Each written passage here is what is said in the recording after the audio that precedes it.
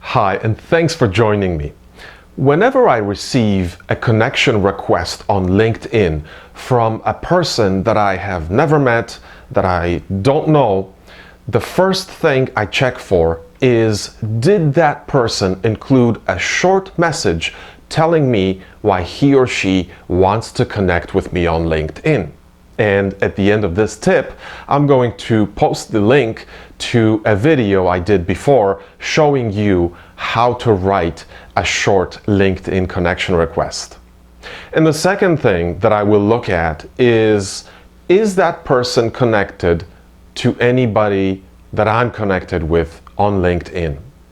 If the answer to both of my questions is no, meaning there is no message explaining why the person wants to connect and they are not connected to anybody that I know, I will look at two other sections specifically on their LinkedIn profile, even before I read their LinkedIn profile. And those two sections are, number one, skills and endorsements, and number two, recommendations. I see so many LinkedIn profiles where the person might have more than 500 connections, but very few or no skills and endorsements and no recommendations received or given. That makes me suspicious, because then I'm just thinking that person is just collecting connections, but really there is no purpose for doing that. So this means that the number of connections you have is less important than your skills and endorsements section and your recommendations section. Why is that? Because those two sections provide social proof and they demonstrate professional credibility. If you have listed on your LinkedIn profile that you are good at sales, basically the word sales appears in your skills and endorsements section, and a lot of people have pressed the plus sign, that means that a lot of people agree with you that you have that skill.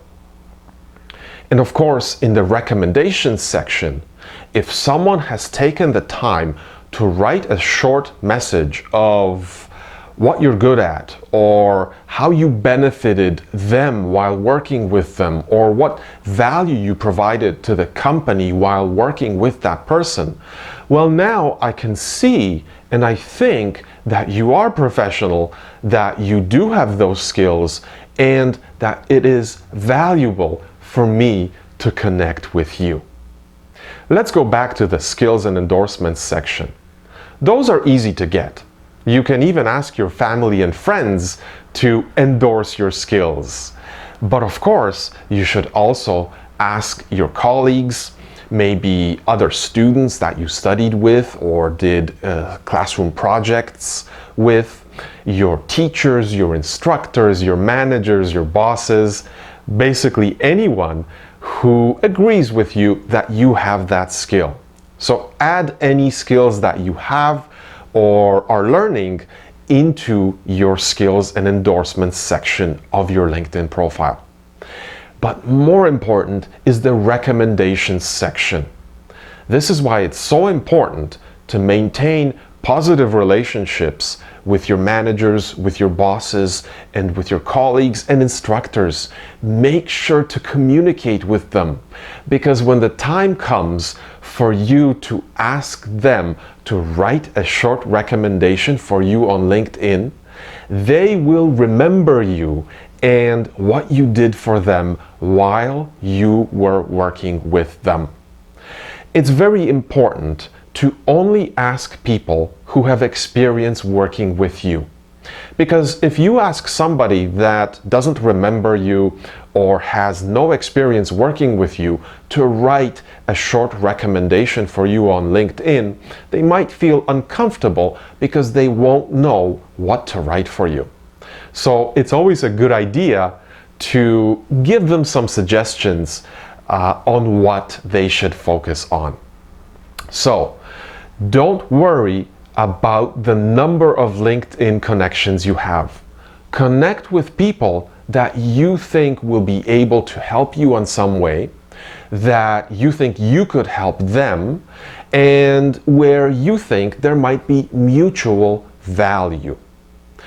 And of course, connect with people that you have experience with, that know you, because then it's easier for them to endorse your skills and to provide a LinkedIn recommendation for you.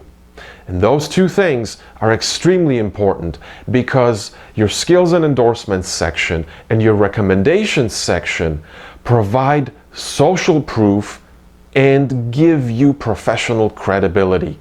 Both of these things are much more important than the number of connections you have on LinkedIn. I hope this tip was useful for you, and as always, if you have any comments or questions, please make sure to post them below this video.